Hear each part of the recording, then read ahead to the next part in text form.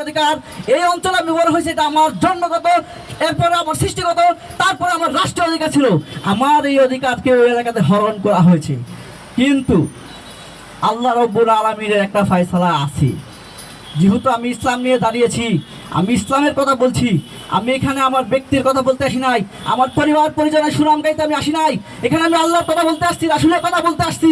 আমার এলাকার মানুষজন আমার কথা শুনবে, শোনার পর যদি তারা মনে করে আমি অগ্রহণযোগ্য কথা বলেছি, জাতির অকল্যাণকর কোনো কথা বলেছি, ক্ষতিকর কোনো কথা বলেছি, অবশ্যই আমাকে আমার জাতি, আমার এলাকার মানুষ প্রত্যাখ্যান করবে, আমি বিতাড়িত হবো, তাই না? যদি আমার কথা ন্যায্য হয়, গ্রহণযোগ্য হয়, জাতির কল্যাণকর হয়, আমার এলাকার মানুষ যথাসাধ্য আমাকে যে যে অবস্থানে আছে সেইভাবে আমাকে তারা সহযোগিতা করতো, তাই করতো না? আমার বিশ্বাস সত্যের পক্ষে আমি দাঁড়িয়েছি, ইনশাল্লাহ এই সত্যের পক্ষে আমি জীবন দেওয়ার শপথ নিয়েছি।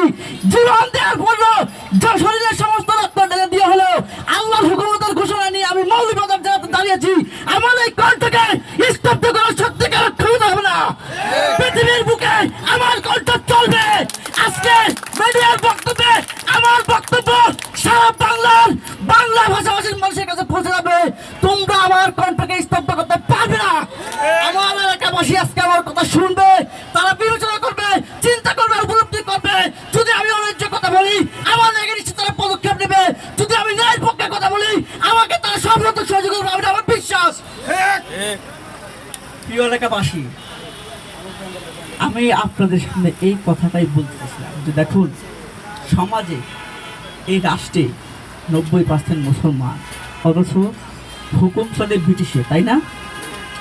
আইন চলে ব্রিটিশের তৈরি করা। কখনো কি দেখছেন কোনো মানুষ বিচার ফয়সালার জন্য গেলে উকিল সাহেবের মাধ্যমে যখন জজের বিচারটা হয় না, জজ সাহেব বিচারটা করে, কখনো দেখছেন আল্লাহর কোরআন দিয়ে বিচার ফয়সালা করতে? কথা বলেন, কার তৈরি করা বিচার ফয়সালা? মানুষের তৈরি করে না, মানুষের তৈরি করা বিধান দিয়ে আপনার বিচার ফয়সালা হয়।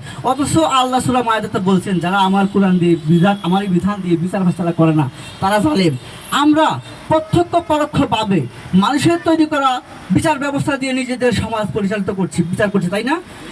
আল্লাহর ভাষ্য মোতাবেক আমরা কার্যত জালেম। কথাটা কি বুঝতে পারলাম? মাইন্ড করবেন না, কথাগুলো বুঝেন। আল্লাহ বলছেন, যারা আমার বিধানের প্রতিষ্ঠা করে সংগ্রাম করে তারা ফাসিক, যারা এটাকে প্রত্যাখ্যান করে তারা কাফের, যারা এটাতে বিচার ফয়সালা করে তারা জালেম। সুদের বিরুদ্ধে আল্লাহ যুদ্ধ ঘোষণা করছেন। এই ব্যাপারটা আপনার পরিষ্কার না? রাসূল সাল্লাল্লাহু আলাইহি সাল্লাম বলছেন, যারা সুদ খায় এবং সুদ দেয় তাদের ন্যূনতম গুনাহ হচ্ছে আপন মায়ের সাথে ব্যভিচার করা। নাউজুবিল্লাহ, এটা অত্যন্ত মারাত্মক গুনাহ না?